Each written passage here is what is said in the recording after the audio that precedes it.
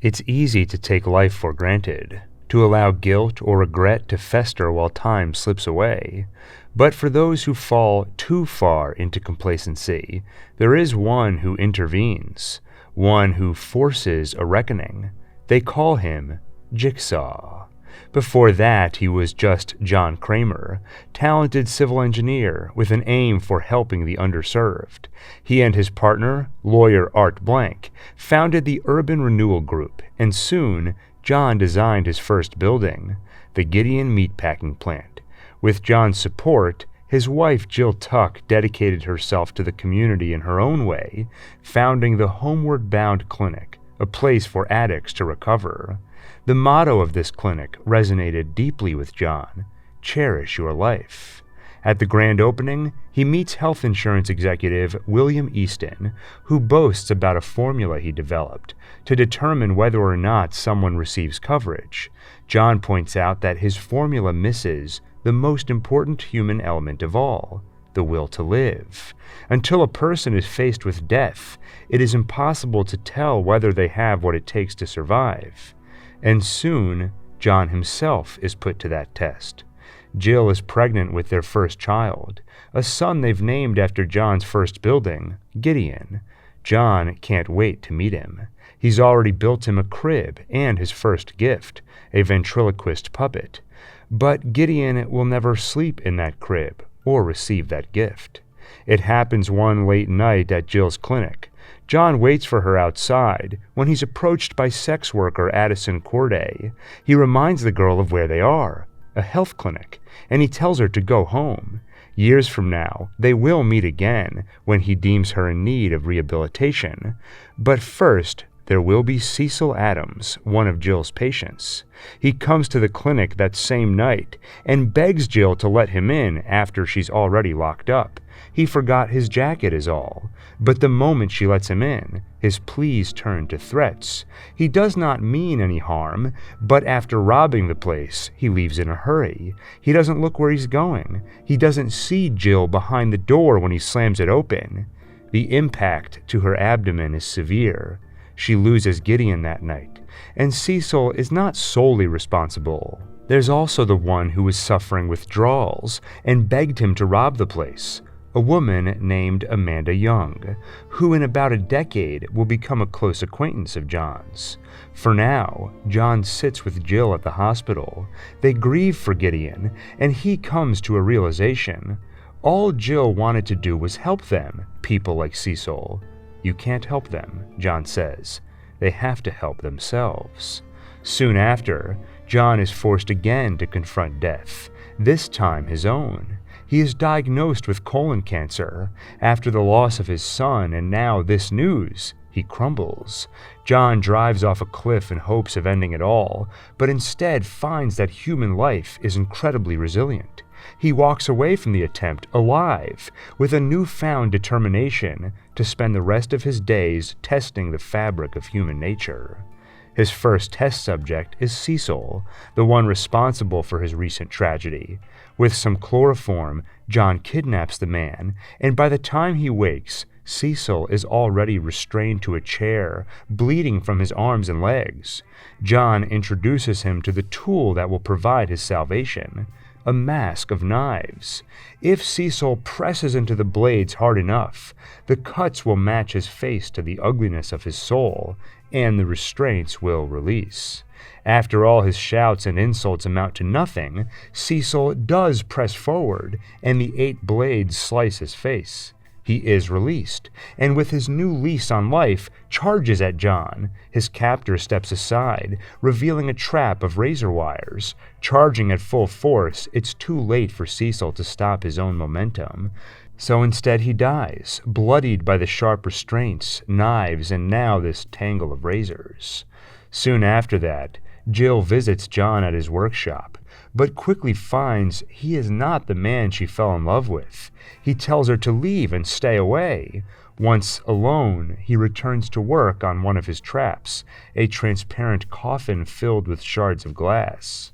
Over the years, John puts more subjects through similar games, often incorporating a ventriloquist puppet like the one he made for his son. That puppet becomes a monster through which John speaks, explaining to his subjects the rules of his many games. For those who fail, he makes a habit of cutting from their skin the shape of a jigsaw piece, a symbol that they are missing a vital piece of the human puzzle, the survival instinct. That earns him a nickname in the papers, the Jigsaw Killer. But while John is busy completing his life's work, his time is running out. The cancer metastasizes. It spreads to his brain. If treated now, it may not become terminal, but medical resident Logan Nelson makes a tragic mistake. He puts the wrong name on an X-ray, and the developing tumor goes unnoticed. By the time Dr. Lawrence Gordon finds it, the prognosis is not good, reminding John the need for acolytes, ones who will carry on the work of Jigsaw once the man himself is dead. It's in one of his more elaborate games that John finds his first apprentice. This particular game is set in a barn on an old pig farm that's been in Jill Tuck's family. 5 subjects, each with buckets on their heads, buckets chained to a mechanism which pulls them toward a wall of spinning buzzsaws. In moments, they'll all be shredded to pieces, unless they offer a blood sacrifice. This is only the first stage, and in the end, only the truth will set them free. Each has committed some sin, and a voice over the loudspeaker demands a confession. 4 of the subjects offer a blood sacrifice by cutting themselves on the blades. That releases their buckets and opens a door so the chain can drag them into the next room. Contestant number 5, however, never woke up. His unconscious body is dragged toward the saws, but John Kramer is no executioner. His subjects are always given a chance. While the other 4 explore the next room, John grabs the unconscious man after the blades cut into his back and quickly provides medical attention. That contestant? Logan Nelson, the resident who screwed up his X-ray. Rather than let him die over an honest mistake, John recruits him to the cause. The other 4 subjects continue their bloody confessional. In the next room, they find their chains connected to the ceiling. Soon, they'll all hang, unless they pass the test. A cassette tape explains it all. One of them is a purse snatcher, who became more than that when a woman they robbed collapsed in need of her inhaler. Rather than give it to her, the snatcher ran off, leaving the woman to die. Now, the purse snatcher is in need of medication, because while they were unconscious, John injected them with poison. He presents 3 syringes. One contains the cure, one a saline solution, and the other acid. They will all hang, unless the thief takes the right injection. The tape ends with a question: what is a life worth to you? From the look on her face, they can tell Carly is the culprit. In a panic, she looks at the numbers on the needles. One says 3.53. What is a life worth to you? $3.53. That's what she found in the woman's purse. That must be the correct needle. But Carly can't bring herself to take the injection. The chains pull them up. They hang until Ryan stabs her with all 3. The acid kills her from the inside, while the rest of them are freed. In the next room, Ryan finds out what happens when you break the rules. He heads for a door marked "No Exit" and falls through a trap in the floor, where thin wires wrap tightly around his leg. Another tape reveals the only way for Ryan to set himself free: pull the handle, allowing the wires to finish coiling. Anna and Mitch can't help him, so they explore the room and find a door to a grain silo. Inside, they find a remote. Grabbing it locks the door behind them. Jigsaw's puppet appears on a TV to tell them about this trap. They will only be freed if Ryan pulls that handle, and they better hope he does it fast, because the silo rapidly fills with grain. Once they're buried up to their necks, sharp objects fall around them. Both are cut and will surely die soon. Eventually, the weight of 2 lives and their cries for help move Ryan to action. Once the wires cut off his leg, they are freed. They do their best to stop the bleeding and bandage his wound. Then, the next trap. This one's for Mitch. His crime? He advertised a motorcycle in excellent condition, covering up its faulty brakes. The guy who bought it died on his first ride. That guy? John's nephew. Mitch is hung by his leg above a funnel of spinning blades, powered by the very engine from that same bike. He is slowly lowered into the funnel. At the bottom there's a small opening between the blades, just wide enough to fit his hand, and through that opening, a brake handle that will stop the mechanism. Mitch tries his best to reach it without getting cut, and Anna even tries to help. But seconds later, all that's left of Mitch is a body that looks like it's been put through a blender. After that, Anna tries to escape herself, only to be subdued by John in a pig mask, modeled after an animal which shows something so many of his subjects lack: compassion. Pigs are known to show distress if they see any other animal, including humans, suffering. Now the final test. Anna and Ryan are chained by their legs on either side of a room. This time, there are no tapes or puppets, just John himself to explain the game. First, he reveals Ryan's sin. It began in high school, when his drunken antics caused his friend to veer off the road, killing the driver along with 2 passengers. For getting 3 of his friends killed, Ryan never faced punishment, because he pinned blame on the driver. As for Anna, she was John's neighbor. She and her husband Matthew seemed kind. But one night, something terrible happened. He rolled over in his sleep, inadvertently smothering the baby. At least that's the story she told. But John overheard the truth, how the crying was too much and she put a stop to it, then blamed her husband, who took his own life soon after. John presents them with a shotgun and gives them a couple of clues. He tells them they've been weighing in on the wrong side of good and evil. They've been doing it all backwards. Now he'll give them a chance to turn it all around. He pulls out a shell. "Here's your key to freedom," he says, before loading it into the gun. Then he leaves them. Anna thinks she's figured it out. John wants her to balance the scales by killing Ryan. She points the gun. At the last moment, Ryan figures it out. "Backwards," he said, but it's too late.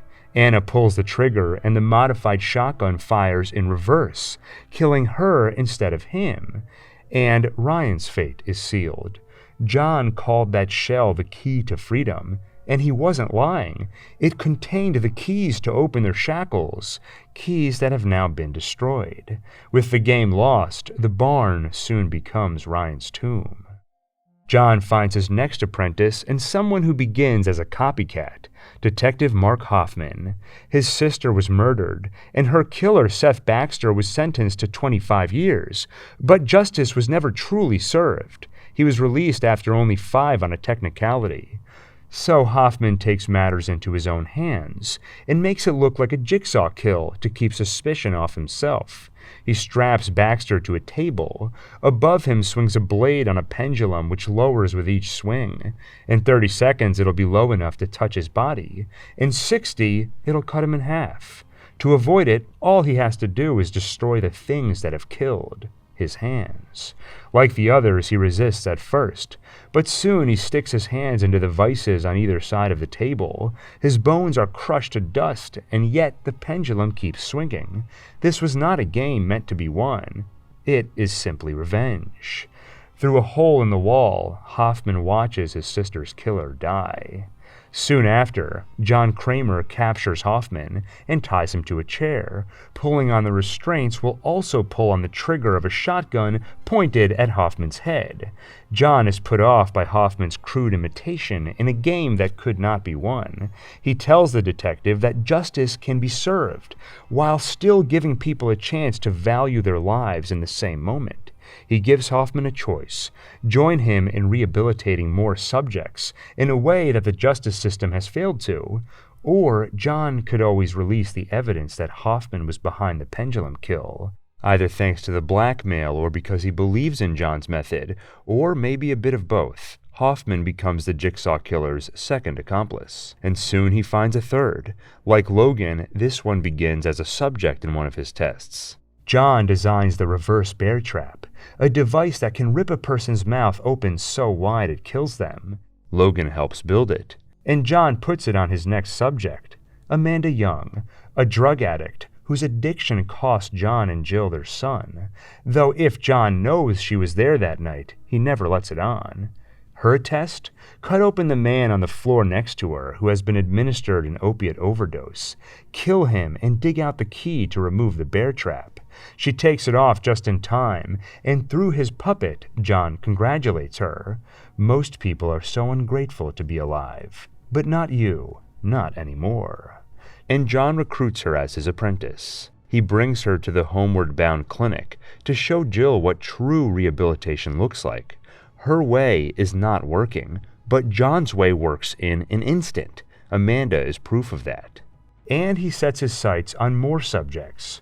With Hoffman's help, he kidnaps Paul Leahy. John suspects his recent attempt on his own life was more a cry for attention than a desire for death. So he and Hoffman put him in a room surrounded by razor wire. If he really wants to die, all he has to do is sit there. But if he wants to live, he'll have to cut himself again by finding a path through the wires to the door and finding out how much blood he's willing to shed to stay alive. He has until 3 o'clock before the door locks and this room becomes his tomb. That is exactly how it goes, because in Paul's hasty attempt to escape, the cuts are too many and too deep. While Hoffman and John watch from behind a wall, they discuss Detective Tapp, someone from the force who is investigating the Jigsaw killer and getting a little too close. John gives Hoffman a penlight he swiped from his oncologist, Dr. Lawrence Gordon, to frame him by planting it as evidence at their next game, to throw the detective off Jigsaw's scent. The next player in their game is Mark Wilson. He's been faking illness, and now all the people he's burned with his act might just have their revenge. He wakes up naked with a slow-acting poison inside him, the cure for which is locked in a safe in the center of the room. To open it, all he has to do is read the combination off the walls. But the room is dark, so to read the numbers, he'll have to walk the perimeter with the only source of light available, a small candle, though he'll have to be careful with the flame, since his body's been smeared with a flammable substance, and it'll be all the more difficult since he's barefoot and the floor is covered in broken glass. The next day, detectives David Tapp, Stephen Singh, and Allison Carey find what's left of him, a burned corpse, and they find Dr. Gordon's penlight, planted by Hoffman. Singh and Tapp question the doctor, but he provides an alibi for his whereabouts by admitting to an affair with his med student. But the detectives aren't done with him yet.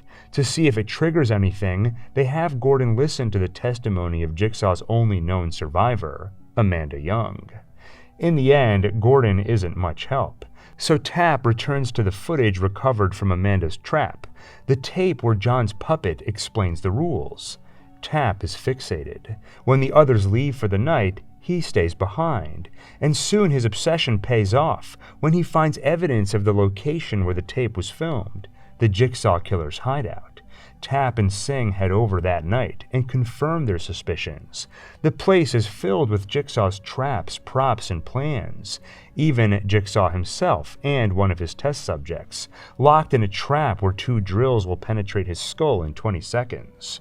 John uses the distraction to cut Tapp's throat. He survives the wound, but Singh isn't so lucky. He runs after the Jigsaw killer and into one of his traps, a tripwire that sets off a shotgun blast, taking off his head.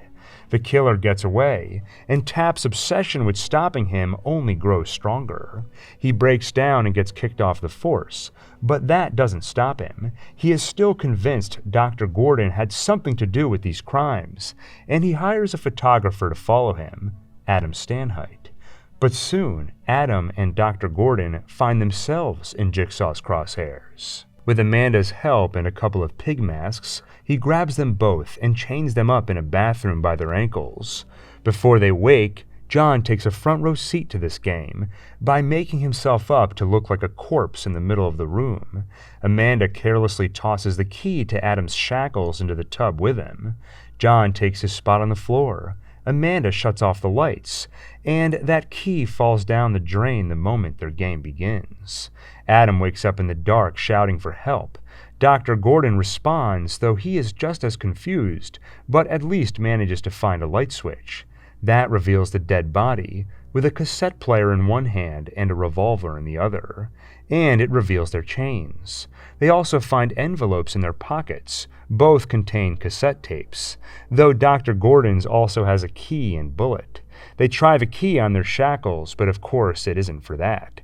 So instead they turn their attention to the tapes. They listen using the dead man's cassette player. The voice of Jigsaw tells Adam that he is pathetic, a voyeur who only watches others. But today he'll have a choice: watch himself die or do something about it.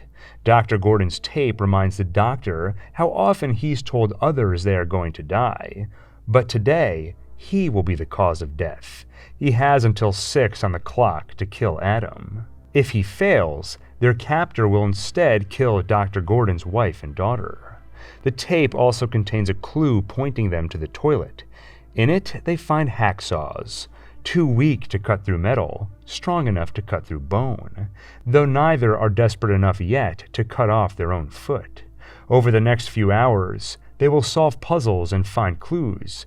The key from Gordon's envelope will open a box to reveal a phone that cannot place calls, but will soon receive one. They will work together. Sometimes they'll argue, especially when Dr. Gordon finds out Adam has been following him, though he quickly realizes it was Tap who hired him. Once that truth is out in the open, Adam reveals something else. He didn't only find hacksaws in the toilet. Jigsaw also put Adam's photos in there, the ones he took of the doctor.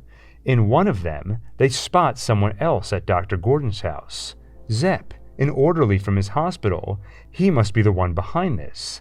And the clock strikes 6.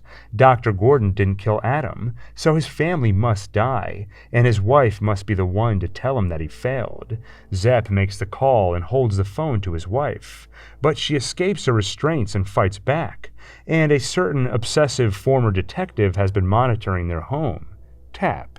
He spots the trouble and joins in the fight. She escapes with her daughter while Tap and Zepp end up in a car chase. Dr. Gordon hears only commotion over the phones and grows desperate. His family needs him. He has to get out. He ties his shirt into a makeshift tourniquet and saws away. Outside, Tap and Zepp's car chase turns into a hand-to-hand struggle for the gun, and Zepp wins that struggle when he shoots Tap in the chest.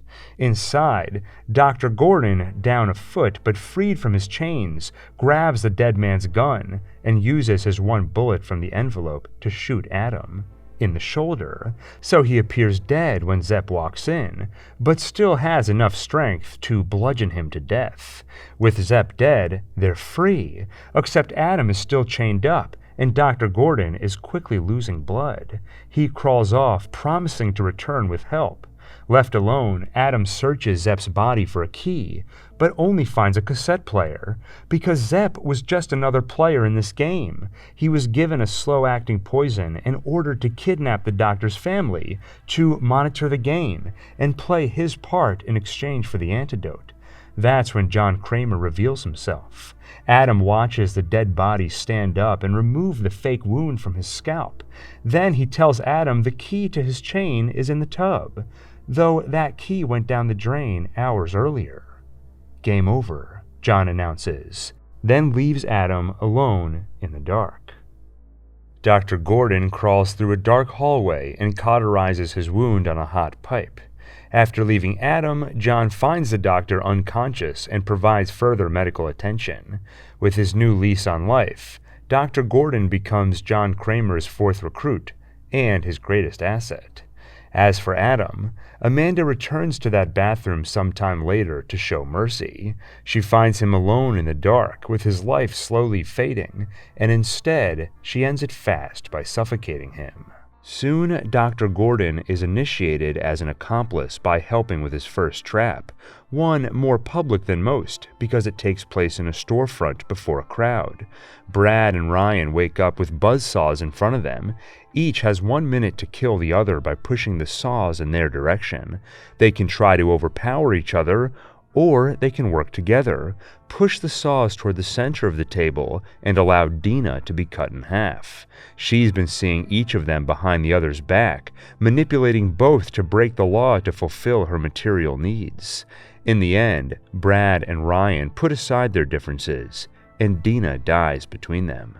By now, over many years of John's games, the public has become familiar with the so-called Jigsaw killer. One day, Bobby Dagen, a man who has not done much with his life, sees an interview on TV with a Jigsaw survivor, a woman named Joan. Bobby and his friend talk about what that could do to a person, and what it could do for their career. That gives Bobby the idea. He writes a book claiming to be a Jigsaw survivor. The book sells, and he quickly builds a career off the lie. While it seems Bobby's life has just begun, John's rapidly nears its end. The latest scans say that he only has months at best. Then he meets Henry, a man who had stage 4 pancreatic cancer but is now in complete remission. How? A miracle treatment in Norway. Henry gives him a link to find out more, and John smiles. Finally, hope. That night, he does some research. Dr. Finn Peterson developed a technique combining surgery with a medical cocktail. According to the website run by his daughter Cecilia, he was forced into hiding by corrupt governments and big pharma, but she continues to provide the treatment as best she can, while moving from place to place. And there's good news. She can squeeze John in next week at her current facility in Mexico. Of course, John will have to cover the expenses himself. The insurance company turns down his requests for coverage, even when he goes directly to the man in charge, the one he met at the Homeward Bound clinic years ago, the one who developed an equation to decide who lives or dies, William Easton. His answer is no different. Rejection. Before leaving, John takes note of the fish tank in his office. Piranha. Perhaps inspiration for a future trap. In Mexico, John meets Dr. Cecilia Peterson, and he befriends a boy named Carlos, the caretaker's son, by fixing his bike. The next day, his surgery goes off without a hitch. Afterward, his blood results completely normal. He is cured. All that's left is to wire the second half of the money, and to drop off his gift, a token of thanks to the doctor who saved his life and everyone else who helped. That's when he finds out his miracle is a lie. The facility is abandoned. The surgery was a fake, a scam to prey on the desperation of a dying man, and John was not the first, nor will he be the last, unless someone teaches them a better way. John takes that task upon himself. Starting with Diego, who played the driver and a doctor in this sham. He wakes up with 2 pipe bombs attached to either arm, timed to explode in 3 minutes. But there is a way to win this game, because he also has knives attached to his hands, too weak to cut through the galvanized cable, strong enough to cut through flesh and muscle. Once it hits Diego that there is no other escape, he cuts enough off his bones to pry the bombs off him, and with seconds to spare, becomes one of the few to survive John's aggressive rehabilitation methods. Then comes the interrogation, where Diego tells John about Parker Sears, a patient who was on the way out when John came in. But in truth, Diego admits, Parker is Cecilia's partner in this con, and her lover. As for the others, they've already left town, so John procures help from someone with the ability to track them, Detective Hoffman. Once they're found, John and Amanda, in the usual guise of pig masks, kidnap 4 con artists. As for Parker, Hoffman can't find him, so instead John will use the game to lure him. The scammers wake up, restrained, in the same plant where they feigned John's surgery. It starts the same as always. Begging, pleading, lying, whatever they think will free them from the chains. But in John's game, there's only one way out. Play by the rules. For Valentina, that means cutting off her leg with a Geely saw and vacuuming 3 ounces of bone marrow from her femur. If she completes the task within 3 minutes, it'll stop the wire saw around her neck from finishing its journey through her skin, vertebral ligaments, and spinal cord. Valentina does as she is asked, But hesitation slowed her down. She collects enough marrow to tip the scale, close to the goal. But time is up. The wire saw does its work, sending her head rolling to the floor next to her severed leg. Watching from upstairs, John and Amanda discuss the next player, Gabriella, who pretended to be a former patient, supposedly grateful to the great Dr. Cecilia Peterson. Amanda hesitates. Drug addiction can be a powerful force, she would know, but John reminds her that we all have free will, Gabriella included, even if she's addicted to drugs. She and the others will be tested. Amanda hesitates again, this time over Cecilia, the supposed doctor. She does not deserve to be tested. She only deserves retribution. John disagrees. Everyone should have an opportunity for redemption. While they talk, Cecilia gets clever. She repurposes Valentina's intestines as a rope to grab her bag. She uses her phone to call Parker Sears for help. Amanda catches her in the act and gets back the phone. But it's all according to plan, because soon Parker arrives, lured into John's trap. Though he still plays the victim, pretending to be a scammed patient just like John, here to demand back his money. John and Amanda play along and let him watch the games. Amanda insists on a temporary reprieve for Gabriella. Instead, Mateo, the fake anesthesiologist, is next. His task? Cut a hole in his skull to expose his brain. Then simply place enough cerebral tissue into the glass enzyme tank and the game will be won.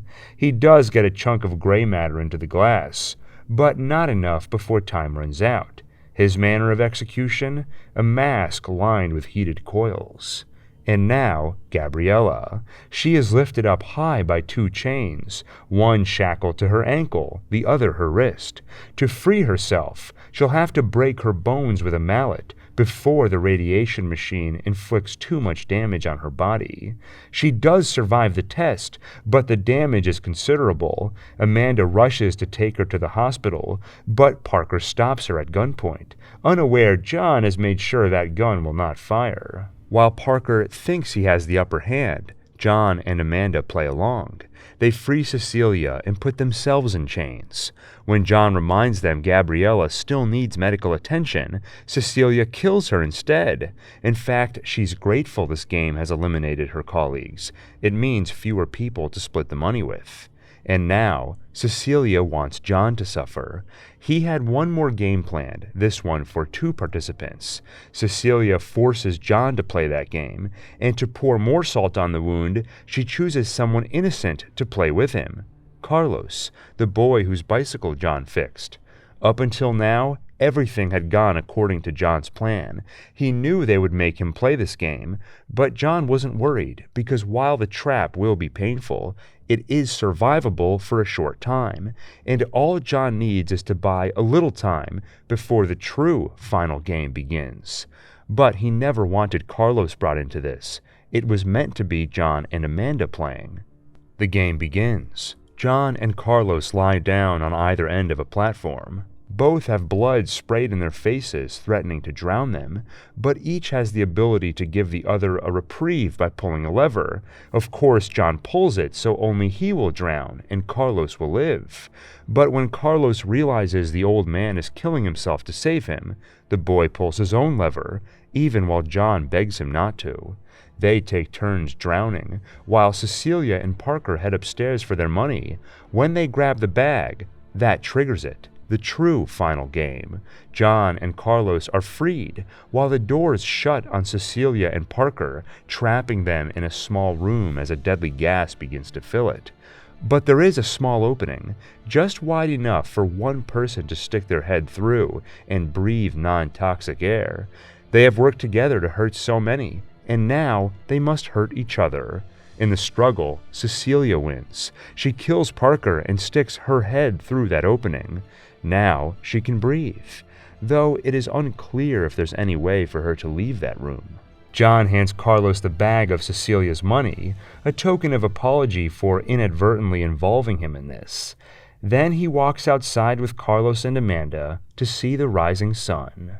Back in America, John and Hoffman find Henry, the fake patient who first baited John into this scam. They bring him to the same bathroom where Adam recently lost his game, where Henry is about to play a game of his own.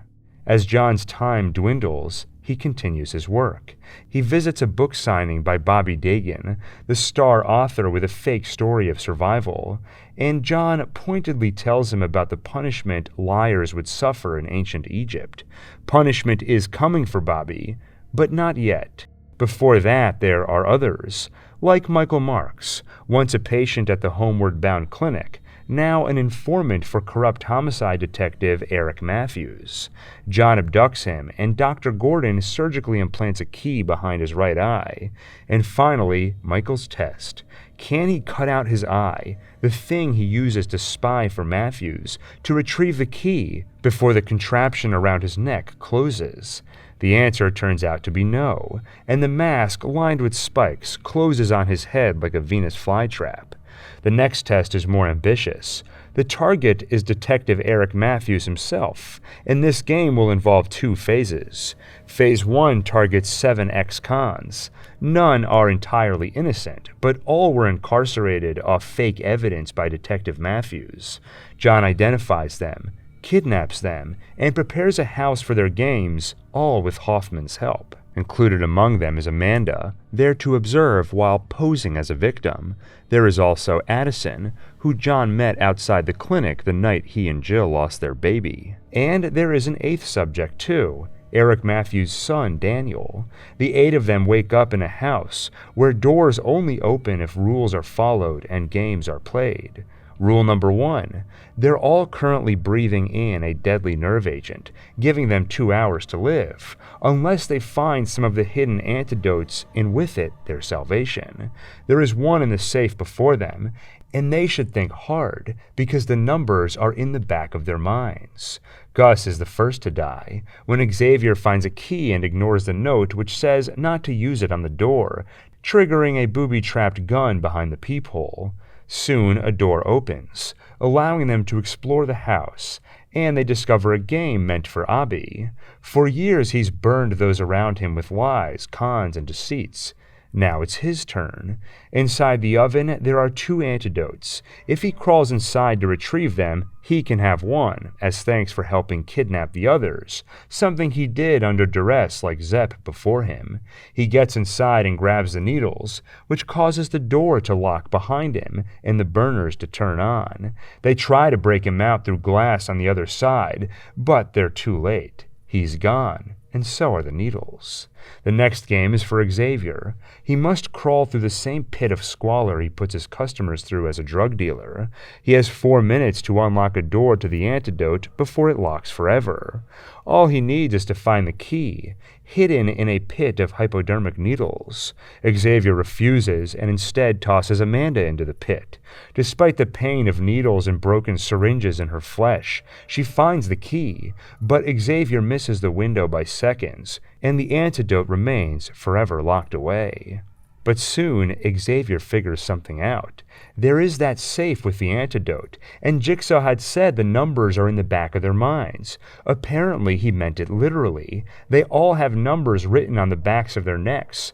Intent on getting the antidote for himself, Xavier kills Jonas and notes his number, then goes looking for the others. Meanwhile, Laura's body gives out from the nerve agent, but first she spots a clue, a photo of Daniel with his father. That's how Addison learns how they're all connected. Eric Matthews put all of them away on false pretenses, and now they're in here with his son. Xavier keeps collecting numbers from the various bodies. He finds Addison alive, but not for long. She found a box with an antidote inside, and stuck her hands through 2 sockets, revealing they are lined with razors.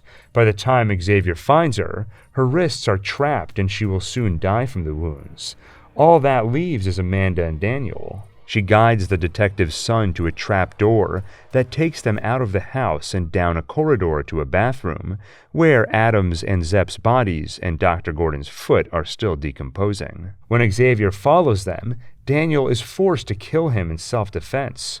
It's shortly after this when Phase 2 begins, targeting Detective Eric Matthews himself.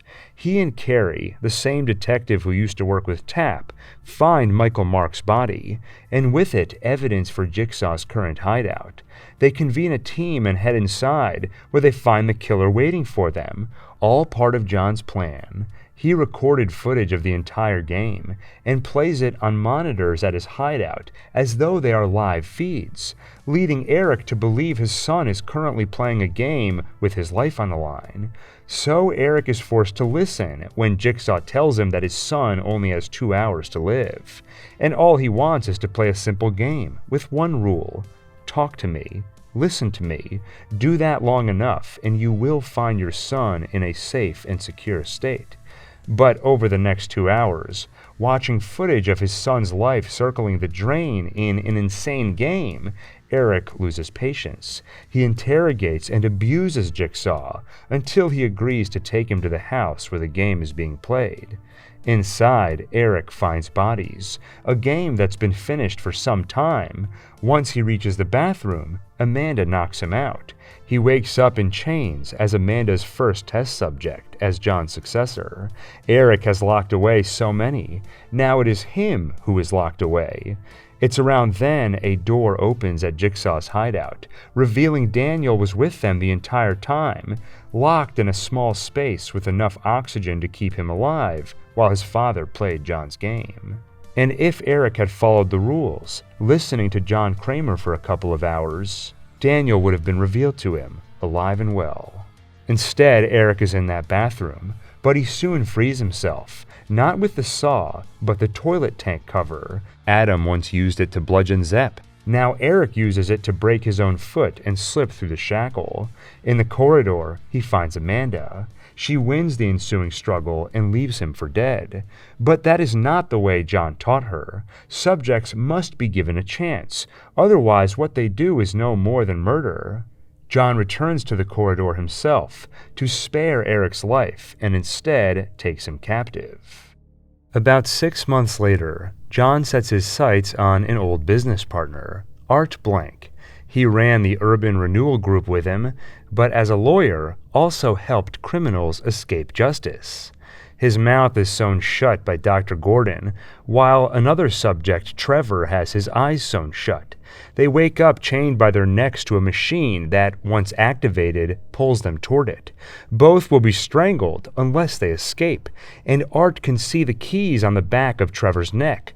If only he could tell him, if only his mouth wasn't sewn shut. And Trevor, unable to see, only shouts and attacks this other man he assumes is his enemy.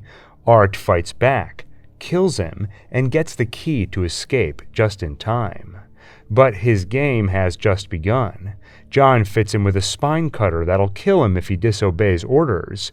Over the next 2 weeks, Art becomes Jigsaw's forced assistant for another game. Meanwhile, John's apprentice Amanda has gone astray. She's never liked giving subjects a chance the way John insists, and now she's finally decided to implement her unwinnable traps. Troy, who squandered the privileges he was born with and instead spent most of his life in prison, wakes up with chains piercing his flesh. He has 90 seconds to rip them out and leave the room before a bomb explodes.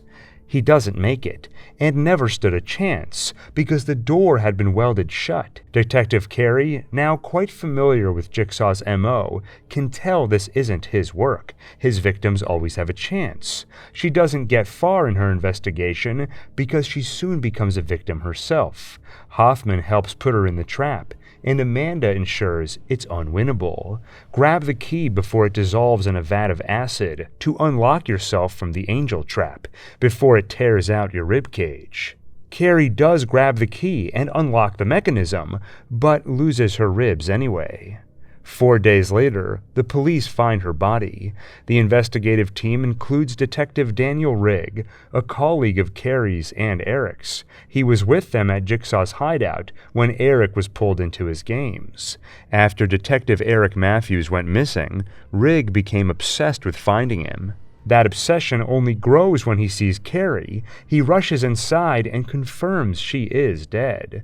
Another Jigsaw victim. Fellow detective Mark Hoffman reminds Rigg that he cannot rush ahead like that. You never go through an unsecured door, ever. But Rigg thought she might still be alive, that he could save her. Around then, a couple of FBI agents join the investigation, Strom and Perez. They quickly deduce that Jigsaw must have another accomplice other than Amanda, someone strong enough to lift Carrie into this trap. Of course, Strom is right, but has no idea the accomplice is in the room with him now, Detective Hoffman. With Eric still missing after 6 months, and Carrie now dead, Rigg is more fixated than ever on bringing Jigsaw to justice. But his obsession with saving everyone, working overtime to find Detective Eric Matthews, makes him unavailable to his wife. He may be losing her. And John can feel himself losing Amanda. The one he selected to carry on his work after he dies has broken from his philosophy with her unwinnable traps. Down to the final hours of his life, John has devised a final test to see if she has what it takes to rise above murder and give her subjects a chance to live. For the test to work, Amanda cannot know she is being tested, so John hides her test inside a game, designed so it will lead to a crucial moment, a moment where Amanda will have to make a life-or-death decision. The game will have 2 contestants. John has Amanda kidnap the first, Jeff. He lost his son to a drunk driver, and that driver only got 6 months. Now Jeff is obsessed with bringing him to justice. That obsession has isolated him from his wife and daughter. John's game will test his ability to forgive and move forward by truly living again. Amanda and Hoffman also kidnap those Jeff holds responsible for his son's death. The woman who witnessed the crash but didn't testify, resulting in the lenient sentence. The judge who gave that sentence. And Timothy Young, the drunk driver himself. Each will be placed in a trap, giving Jeff a choice: save them or give in to revenge and watch them die. As they prepare Timothy's trap, it becomes clear a rivalry has formed between Hoffman and Amanda. She resents him for having thus far gone untested, but John has plans for beyond the grave that extend beyond these two. He meets with Jill and leaves her a key, promising she'll know what to do with it when the time comes. With John's health fading fast, he will need help staying alive long enough to witness this game play out. That's where contestant number 2 comes in. Dr. Gordon has already identified the perfect candidate, Dr. Lynn Denlin. She is cold to her patients, cheats on her husband, and neglects her daughter. While Amanda kidnaps her, Hoffman returns to the place where this game will be staged, John's first building, the Gideon meatpacking plant. He secretly leaves a note in a drawer so Amanda will find it, a note that will ensure she fails her test, so the rivalry goes Hoffman's way. And he meets with John, who gives him a file with instructions for a future game. As Amanda returns with Lynn, Hoffman leaves through a secret doorway before she can spot him. Amanda fits the doctor with a device linked to John's heart rate. If he flatlines, Lynn's head will explode. Though Amanda doesn't see it yet, John has crafted these tests around a specific theme to teach her a lesson, choosing to save life. Jeff will have the choice to save 3. Lynn will have to keep John alive, and soon Amanda will have to make her own choice. As their game of saving lives unfolds, John begins another for Detective Rigg, with the opposite lesson. Sometimes you shouldn't save a life. Sometimes you should stand by and give people a chance to save themselves, to be rehabilitated. If Rigg wins John's game and learns that lesson, he may become his final recruit. Under duress, thanks to John's spine cutter, this is the game Art Blank has been arranging. Over the last 2 weeks, the lawyer has kidnapped previous clients, guilty ones that he got off. In Rigg's game, he will have a choice: give in to temptation and save them, or allow them to be tested. With his old clients set up for their tests, Art finally subdues Rig himself. Rig wakes up in his own apartment, and a video plays. It shows that Eric is alive. After 6 months in captivity, he's been placed in a new trap. He hangs by his neck on a block of ice. Once it melts enough, he'll hang, and the water will travel to contestant number 2 and set off an electrical reaction, killing the man in the chair, Detective Hoffman. Though Rig and Eric have no idea Hoffman is in on all this, and in truth, the chair is harmless. Rig is told that Eric and Hoffman have 90 minutes to save themselves.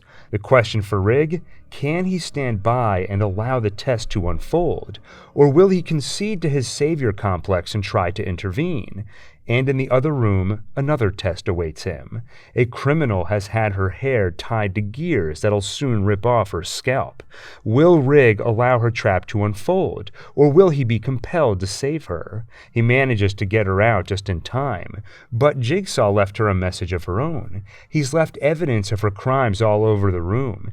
If she lets the detective leave with his life, he will surely use that evidence to put her away. So she grabs a knife John left her and attacks, forcing the detective to kill her in self-defense. Then he finds a key to a motel, pointing him to the next stage of his game. At the meatpacking plant, Lynn and Jeff's games begin. She examines John and finds that he desperately needs an operation to decompress his brain. He has to go to the hospital. Amanda refuses, until she witnesses a seizure and finally relents. No hospital, but she will go out and get Lynn whatever she needs to perform the operation. Meanwhile, Jeff faces his first test of forgiveness. The woman who refused to testify, she is chained naked in the middle of a room, sprayed repeatedly by freezing cold water. Will Jeff grab the key and let her go, or watch her die? The battle between empathy and revenge cause hesitation. By the time he grabs the key, it's too late. The woman is frozen solid. Amanda tells John how the first trap went, and he tells her about an envelope he left her in a drawer, things he'll need her to do for him once he's gone. At the motel, Rig starts round 2. The motel proprietor is another criminal. Photos and videos show his crimes and all the women he's hurt. Will Rig let him go, or put him in the trap, force him to play a game and find salvation? Rig chooses the game. He forces the man to strap into the trap. In 60 seconds, chains will rip out his arms and legs, unless he presses 2 buttons that'll gouge out his voyeuristic eyes. He does press one, but hesitates too long with the other, so his eye remains intact. His body is another story. At the plant, Jeff moves on to round 2 as well. The judge who gave the lenient sentence is chained up at the bottom of a pit. Pig carcasses are dropped into a processor, which shreds them and sends their remains onto the judge. He'll soon drown in liquid pig, unless Jeff gets the key to free him, but the only way to retrieve the key is by letting go a little, by incinerating some of his son's old belongings. After some hesitation, Jeff pushes the button. His son's things burn, and he saves the judge. In the other room, Lynn performs the dangerous operation on John, saving him too, at least for another hour or 2. Detective Rig's next game takes place at a school, where he once encountered one of Art's clients, a man who abused his wife and daughter. Rig tried to attack the man when Art got him off, but this trap isn't about him. It's about his wife, and teaching her to free herself of her abuser. Under John's orders, Art tied her up back to back with her husband. He stabbed long rods through them both. The punctures were placed so they would be deadly to the abuser, but survivable for his wife, if she endures the pain of pulling them out one by one. By the time Rig finds her, she's already won, but still needs to be freed of her restraints. It's up to Rig if she's learned her lesson or not. He decides that she has. He hands her the key to the restraints and leaves to the final round of his game. Meanwhile, those FBI agents, Perez and Strom, have been one step behind this game, finding each crime scene once the subjects have already died and Rigg has moved on. He's gone by the time they reach the school, but in another room they find Jigsaw's puppet, and when Perez gets too close, it blows up in her face, leaving her in critical condition. Now Strom is running out of patience. They've been following clues from each crime scene.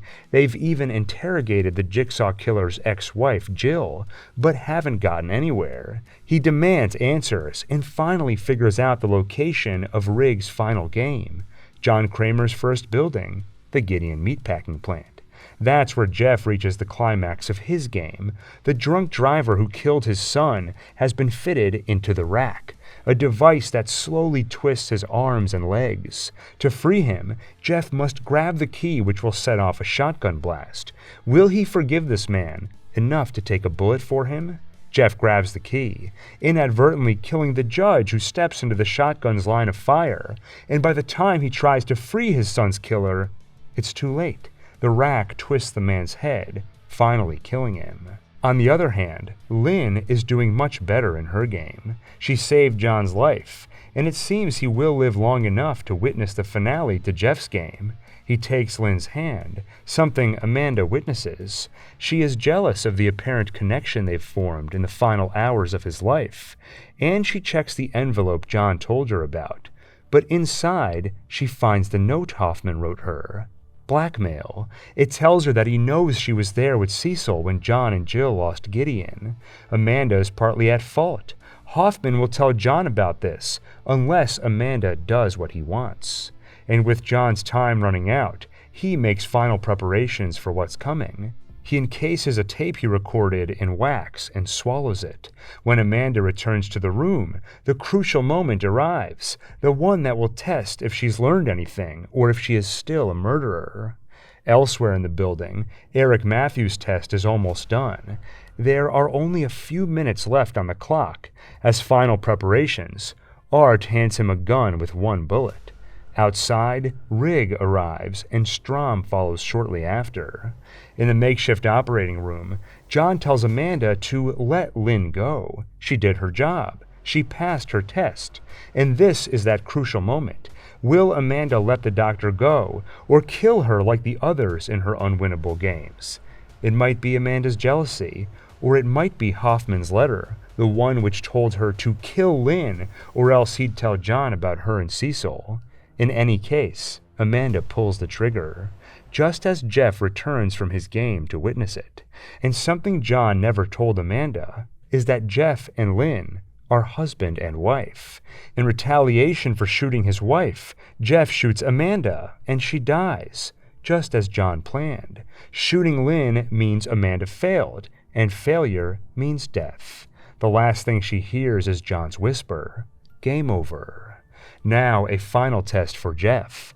Has he learned that rage and vengeance will only hurt the ones he loves? His wife is bleeding on the floor. John can have an ambulance here in 4 minutes to save her, if Jeff forgives him. At the same time, Eric Matthews' clock rapidly approaches 0. At that time, he will be set free, unless someone opens the door early. As for Jeff's final test, he cannot forgive John, and instead slices his throat. As John dies, he pushes play. This tape tells Jeff the mistake he made killing him. John didn't just kidnap Jeff and his wife, but also their daughter. Now she is hidden somewhere in this building with a limited air supply. Jeff will have to play another game to find her, and as the message finishes, the device around Lynn's neck detonates. In the other room, Eric frantically watches the door, hoping no one opens it, and that is Rigg's final test. Has he learned to let subjects save themselves, or must he intervene?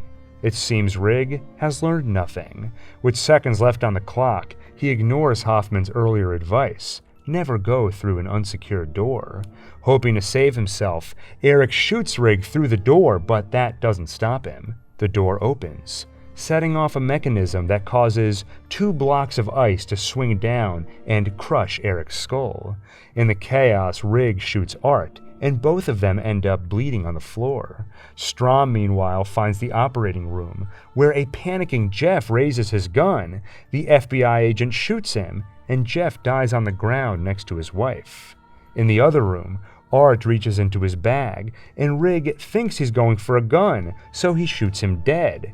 But it wasn't a gun. It was a tape recorder with a final message to Rig, telling him he failed. His obsession with saving others would not allow him to let Eric's test play out. Instead, he tried to intervene. Finally, Hoffman frees himself from the chair, tells Rig game over before leaving and locking the door behind him. And though Strom doesn't see him, Hoffman does the same to him, locking him in the operating room and shutting off the lights. Glow-in-the-dark paint reveals a secret door, and behind it, a tape. It warns Strom to stop his investigation and turn around, wait for backup. He ignores the warning and continues on, when he's subdued by a pig-masked Hoffman. Strom wakes up with his head in a box filling with water, and only lives by performing a makeshift tracheotomy with a pen. When backup arrives, they find Hoffman with Jeff's daughter, and the detective takes credit for saving her. He'll be recognized as a hero and promoted for supposedly bringing the Jigsaw killer to justice. But he isn't safe yet, because Strom survived the trap and won't stop until he finds Jigsaw's accomplice. In the coming days, John Kramer's body is autopsied, and in his stomach, they find that wax-encased tape. It promises the games have only begun, and Detective Hoffman will not walk away untested. After the death of her husband, Jill is called by the executor of his will, who reveals John left her a box, which is unlocked by the key he gave her the last time they saw each other. Inside, she finds the instructions and tools for a couple of games to tie up loose ends. At the hospital, Strom is kicked off the case for his recklessness, but he refuses to stop looking for the accomplice and already suspects Hoffman. He's the only survivor of his crooked department and walked out of that building with hardly a scratch on him. While Strom continues the investigation on his own, Hoffman starts the next game, following the instructions in the file John gave him. 5 people, all born with advantages, but only use them at the expense of others to further themselves. These tests will see if they can work together, if 5 can become 1. In the first room, all are connected by collars around their necks to cables that lead to blades. The keys to free them are on the other side of the room, but pulling any cable forward pulls others back. 4 manage to grab their keys, while 1 struggles to fight the others pulling. The timer hits 0, and the cable retracts until the blades take off her head, while the other 4 continue on. In the next room, they have 1 minute before bombs go off. But there are 3 chambers that provide safety. If they find the keys from the glass jars above them, they get the keys, and 4 fight over 3 chambers, leaving 1 to die. In the next room, they have 3 minutes before the doors lock forever, unless they find a way to close 5 electrical circuits with 5 cords that can't reach all the way. Knowing these games always require someone to die, Britt moves fast. She kills Luba and uses her body to close the gap between the 5 wires. In the last room, they find 5 vials. In 15 minutes, another bomb will explode, or they can stick their arms into the mechanisms above the vials and let the blades do their work, shed 10 pints of blood, the amount contained in the human body, and the doors will open. The last 2 survivors, Britt and Malik, realize their grave mistake. There are 5 vials in this room, 5 blade mechanisms. All 5 of them were meant to survive. In that first room, the keys were identical. Only 1 had to grab a key, and they could have shared it. In the second room, the chambers were big enough to fit more than 1 person. In the third room, with 5 people, they each could have grabbed a cord and only suffered a minor shock. In this final room, each would have had to give only 2 pints of blood. Now instead, the last 2 will have to shed half the blood in their bodies. Before setting about their task, they realize how the 5 of them are connected. Britt is a real estate developer who wanted some property and hired a drug dealer to burn down the building that stood in her way. Malik is the patsy junkie who did the deed in exchange for an ounce of heroin. He was told the place was abandoned, but it wasn't. 8 people died. The other 3 contestants were involved too. A fire inspector, investigative journalist, and city planner all took bribes to cover it up, bury the story, and allow construction on the burned property. Throughout all of this, Strahm has continued his investigation. He found out about Hoffman's sister murdered by Seth Baxter, and how Seth died in a supposed Jigsaw trap. After that, Hoffman was involved in every Jigsaw investigation. As Strahm closed in on the truth, Hoffman, with Jill's help, framed it to look like Strahm is the accomplice. Once he made the FBI suspicious of Strahm, Hoffman planted his phone in the surveillance room of the latest game. Special Agent Dan Erickson follows the phone signal, where he finds Malik and Britt down 5 pints of blood each. He quickly calls for medical assistance, and the 2 of them survive. As for Strahm, he follows Hoffman, leading to a house that was once filled with nerve gas and claimed the lives of 6 people. He finds the trap door that leads to the tunnels, and finally, a room with a coffin filled with broken glass, something John built years earlier. A tape commends him for his journey and asks for his trust. Getting in the coffin might hurt him, but it's also the only way to survive this room. Will he trust the voice, or has he learned nothing? When Hoffman shows himself, Strahm attacks and forces him into the coffin instead. A grave mistake. The coffin lowers Hoffman into the floor and brings him to safety, while the walls of the room close in, crushing Strahm to death. With him gone and no one to challenge the evidence planted by Hoffman, Erickson and the FBI are left to believe Strahm is the accomplice.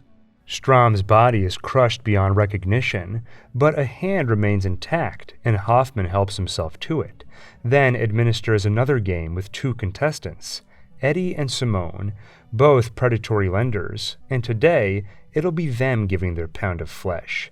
Their task? Cut off a piece of their body and put it on the scale. Whoever provides the most wins. The larger Eddie goes right for his belly fat and takes the lead. But Simone knows bone is more dense, and cutting off an arm gives her the edge. She wins, which means Eddie dies. Using Strahm's severed hand, Hoffman puts his fingerprints at the crime scene, keeping the scent off himself when Erickson and the other feds investigate. But Hoffman does get a surprise. Agent Perez. Strahm's old partner is still alive after that doll exploded in her face. She faked her death after that to stay alive, in case Jigsaw's accomplice targeted her after she survived his booby trap. And those 2 aren't the only ones he has to worry about. There's also Pamela Jenkins, a journalist fixated on Jigsaw. She's asking questions and knows about the box John left Jill in his will. There's also the medical examiner, who can tell the latest body from Jigsaw's game is different. The knife used to cut out the Jigsaw piece is not the one John Kramer used, and in fact was only used in one other case, Seth Baxter's.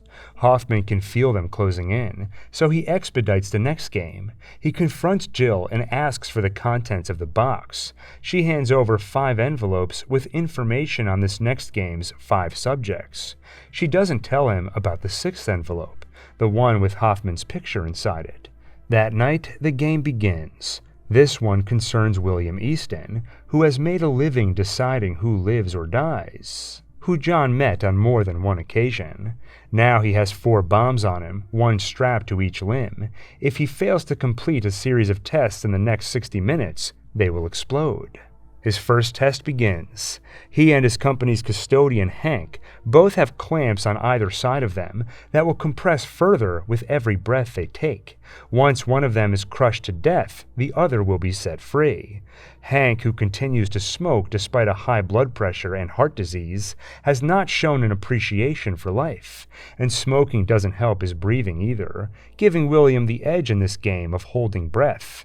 Once Hank is crushed to death, William gets to remove one of his bombs and continue on. To his next test, where 2 of his colleagues stand on platforms with nooses around their necks. One, a young, healthy male with no living relatives. the other a middle-aged woman with a family history of diabetes. William's policy would say she is older and weaker and therefore less worthy to survive. But she does have a family that would miss her. William must choose. Save one or watch both die. He refuses at first, but with death rapidly approaching for both, and photos of her family flashing on the screen, finally he chooses her, and the young man hangs. He removes another bomb and continues on to test number 3. Meanwhile, Jill continues to carry out John's final wishes contained in that box. Now she delivers a tape to Dr. Lawrence Gordon. In it, John asks him to watch over Jill, and should anything happen to her, act immediately on John's behalf. And William continues to his next trap, where the lawyer from his firm has 90 seconds to get through a maze before a device pierces her brain. He guides her from above. When she reaches hot steam that burns her skin, he pulls a lever to burn himself instead. Finally, she reaches him, but where is the key to the device? It's inside him. Rather than try to work with him, she attacks with a buzzsaw and uses up her remaining 20 seconds fighting. Once she's dead, another bomb is removed, and it's on to trap number 4, where Jigsaw has 6 of Mr. Easton's most valuable associates, the ones who spend all their time looking for minor errors in policies, any excuse to deny coverage.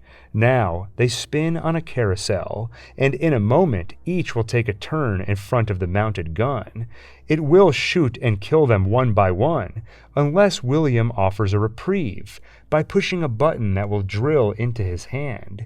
But with 2 hands, he can only save 2 subjects. They beg, plead, some try lying. In the end, 4 die, and William walks out of the room with blood on his hands. But as he approaches the end to these traps, elsewhere, Detective Hoffman is sinking deeper into his own. Perez and Erickson have found more evidence that Strom is not the accomplice, and now they approach the smoking gun. A tech analyzes the tape from Seth Baxter's trap. In a moment, they will remove the voice-altering effects to reveal the original. Once they do, Hoffman knows it'll be his own voice they hear. So instead, he escapes this trap. Hoffman kills everyone in the room, Perez, Erickson, and the tech. Then he burns all the evidence. Finally, William reaches the end stage of his game, where he finds his sister, the journalist Pamela Jenkins, in one cage, and in another, the widow and son of Harold Abbott, a man who is dead because Easton denied him coverage over a minor error in his reported medical history. His family has been watching William's journey on a video all this time, so they know the sacrifices he's made to reach this final stage. But is that enough to forgive him? John leaves the choice with them. They simply have to pull the lever to either live or die, forgive or hand out the same sentence he gave Harold. Mom can't bring herself to kill him, but the boy is another story. Seconds later, a wall of needles crash into William and pump him full of hydrofluoric acid that melts him from the inside. His test is done. Detective Hoffman's is only beginning.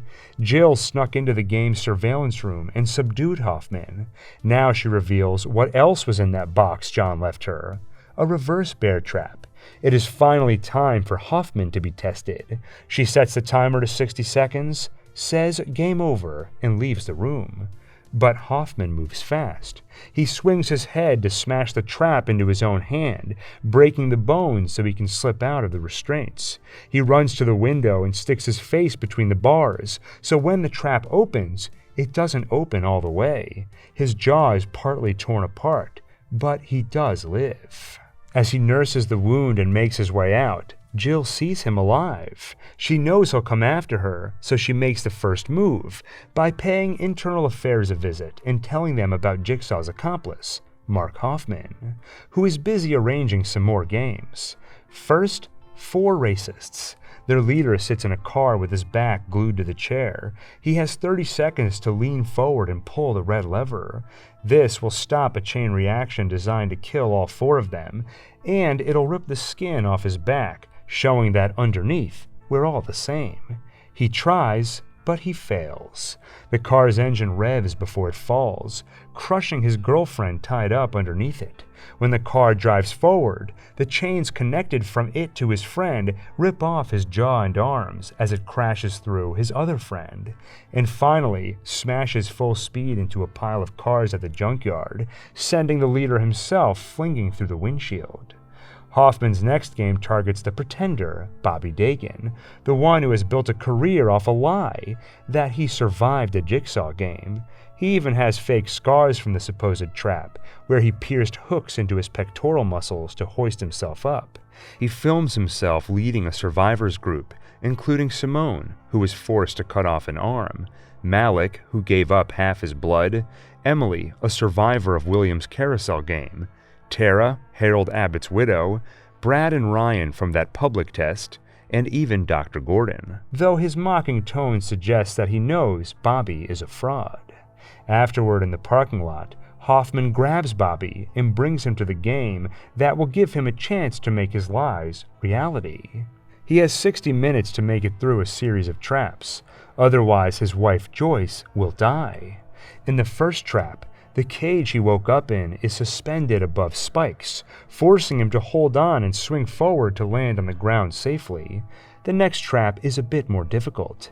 He finds his publicist, who knows his lies but covers them up. She's always been rewarded for her words, but now she'll be rewarded for her silence. In 1 minute, 4 spikes will penetrate her throat. The key to free her is in her stomach, attached to a string that hangs out of her mouth. Bobby must pull it out of her, but there are 2 catches to this trap. 1, every time she screams or makes any sound above a whisper, the spikes will advance forward.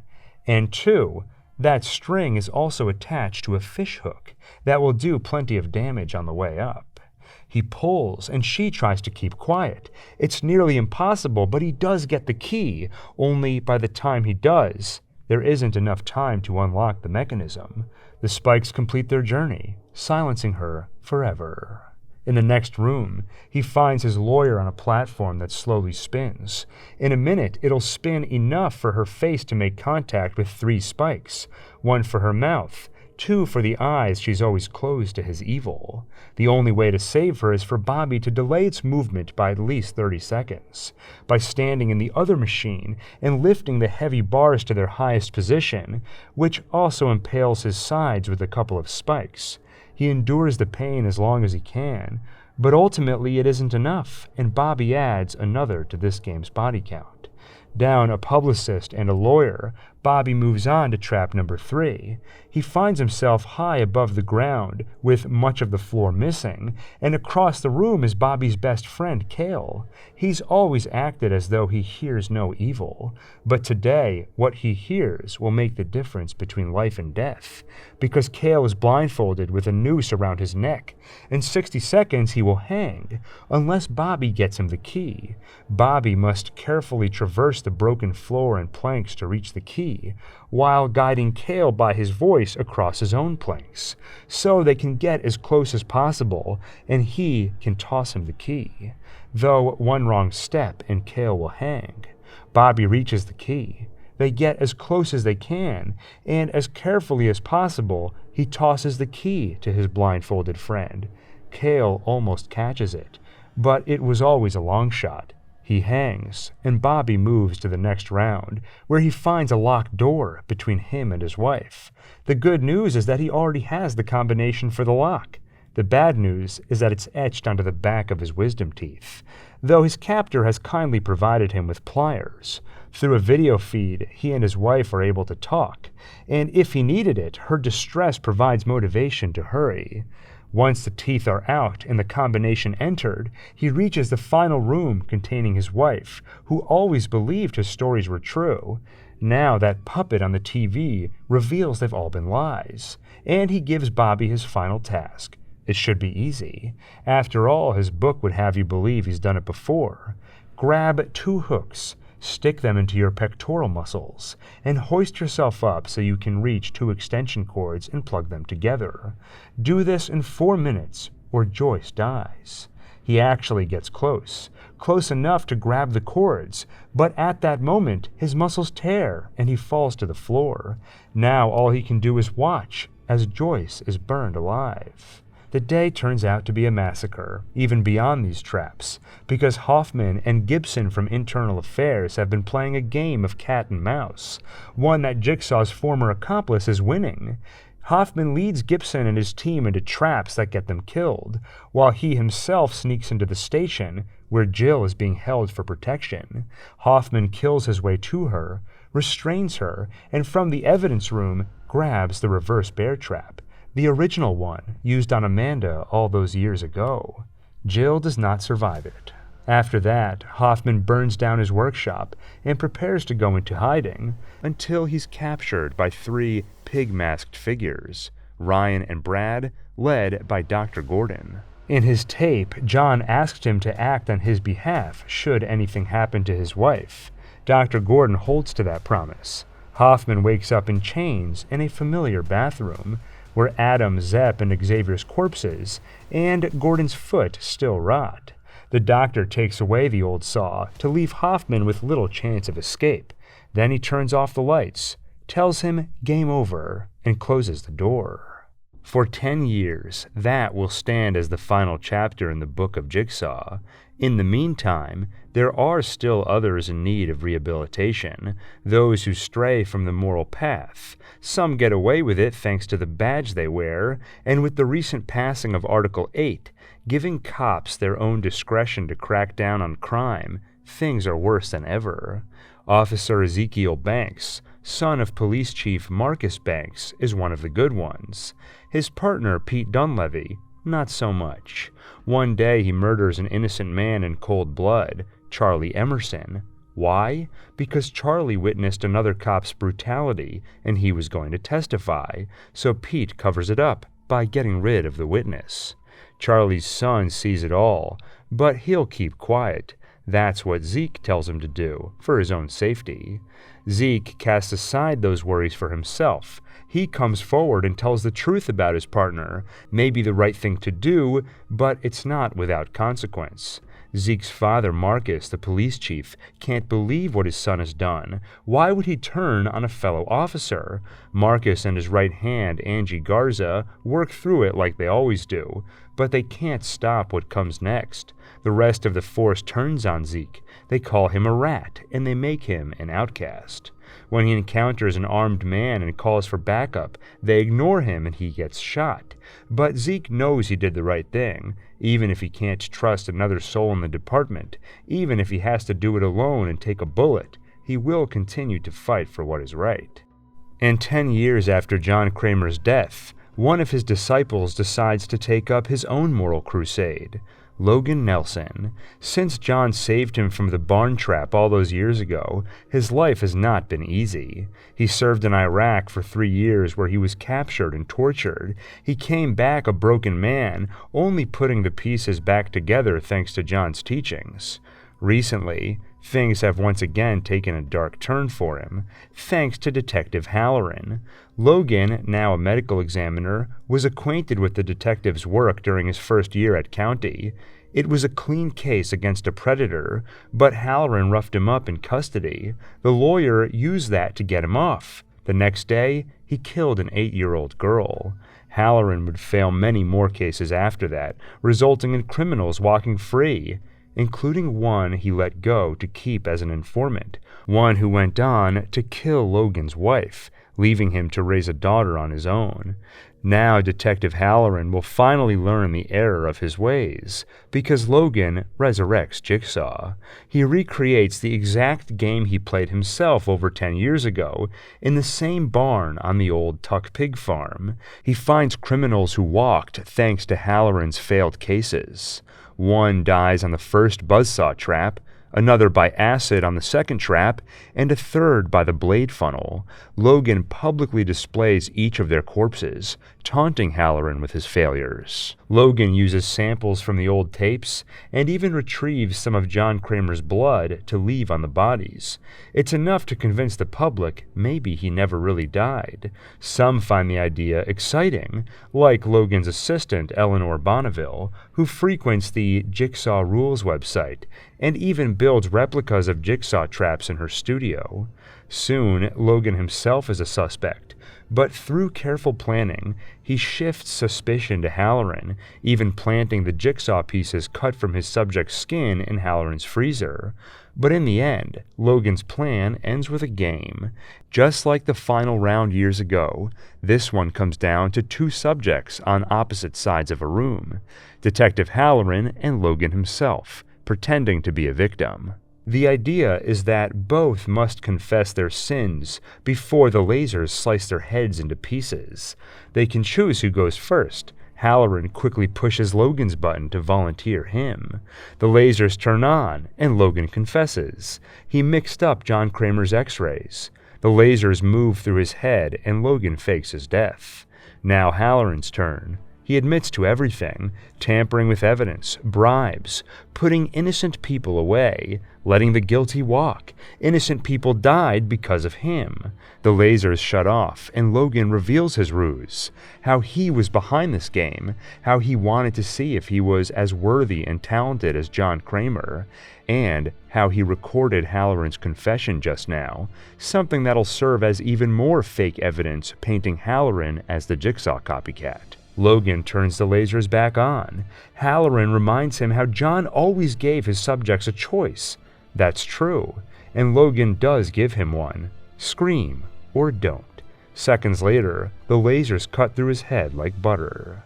Sometime after that, another adopts Jigsaw's symbol, one he drew on his puppet, a spiral.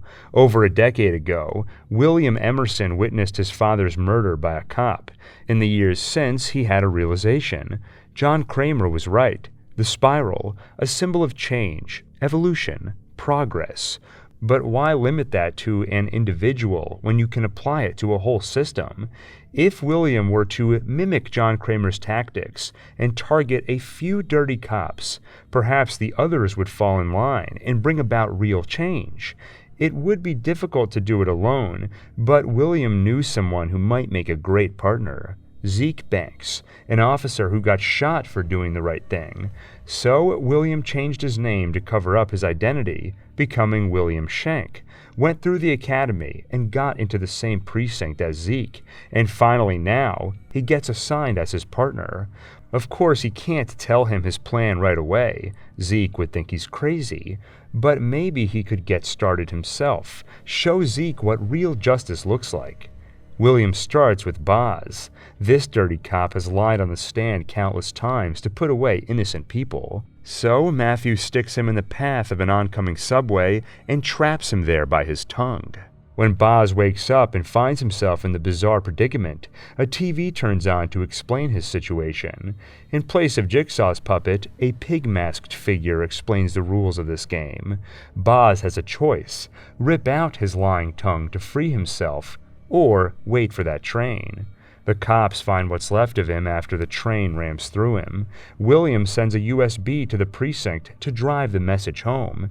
It contains a video of a spiral with William's disguised voice, explaining how he's here to reform the police and remind them of their oath. Zeke recognizes the building in the video, the courthouse. There they find his severed tongue in a package. William's unsubtle logic: this courthouse is where Boz has hurt so many with that lying tongue.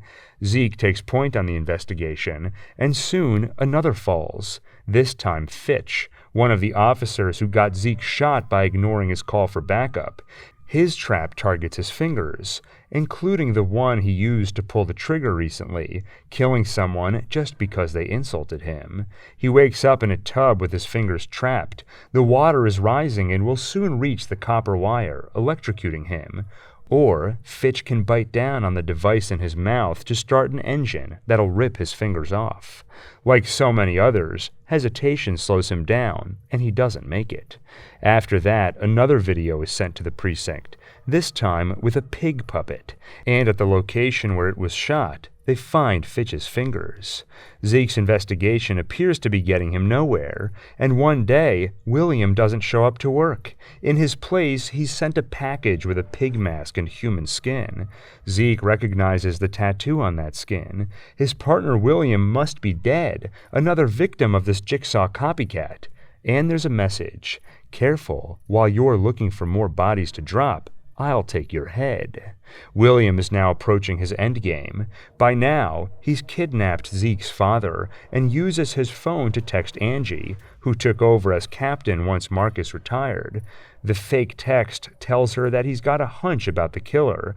She should go downstairs to check out a particular cold case. Finally, William creates a distraction by attacking a cop. While Zeke deals with that chaos, he realizes it's a distraction, and he remembers that message. I'll take your head. Angie is head of the department. He tries to call her and warn her, but downstairs, in cold case storage, there's no service. William subdues her and makes her play a game. She's never stuck her neck out for the innocent. Now, using the blade under her neck, she must sever her spinal cord, or else boiling hot wax will pour on her face, covering it up, just like all the crimes she's covered up. By the time Zeke gets to her, she's already dead with a melted face. Now, it's time for William to make his pitch. He captures Zeke, who wakes up handcuffed to a pipe. He finds a saw and a hairpin, which he uses to free himself. Then he finds his old partner Peter hanging from the ceiling, the one who murdered William's father all those years ago. A tape tells Zeke about this trap. When Peter murdered an innocent man, Zeke's career was shattered like glass. Can Zeke stand on the sideline while justice is finally served? Shattered glass is launched at Peter over and over, tearing him apart. Zeke tries to save him. He finds the key and takes a few shards of glass himself, but he can't move fast enough. Peter dies in agony. After that, William reveals himself. He tells Zeke who he really is, Charlie Emerson's son, and he makes his pitch. The two of them can partner up. Zeke finds dirty cops and William takes care of the rest.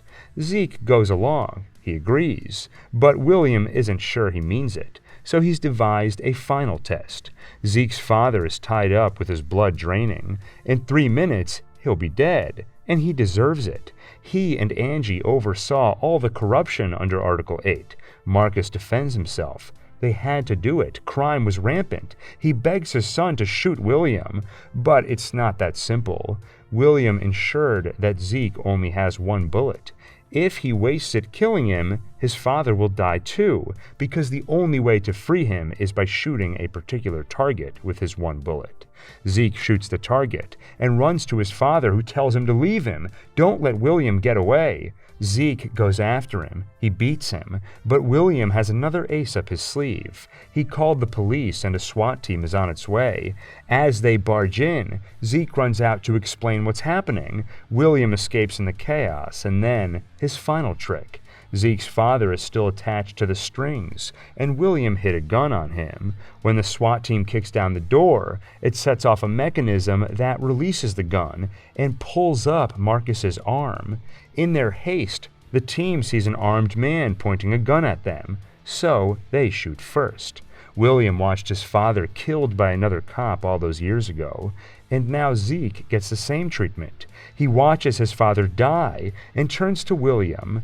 As he escapes, William holds his finger to his lips, mimicking Zeke, who once told him to keep quiet. And that's where the story ends for now. To hear my own analysis and thoughts on the original Saw, stay tuned for a video coming in the next day or so. And stay tuned for more Saw content, especially with another sequel coming next year. In the meantime, game over.